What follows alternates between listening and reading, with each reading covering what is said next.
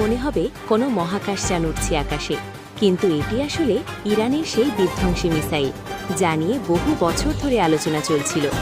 রাতেই যে মিসাইল উৎক্ষেপণ করেছে ইরান, তা তেহরানের আকাশসীমা পেরিয়ে উড়ে যাচ্ছে ইসরায়েলের দিকে। এ সময় সৃষ্টি হয় এক অভূতপূর্ব দৃশ্যের। এটি আছড়ে পড়েছে তেল আবিবের সামরিক স্থাপনায়।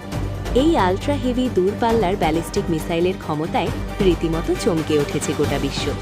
অপারেশন ক্রু প্রমিস করে ইরানি মিসাইল শেজিলের আকাশে মহাকাশযানের মতো উড্ডয়নকে ঘিরে তৈরি হয়েছে তুমুল চাঞ্চল্য।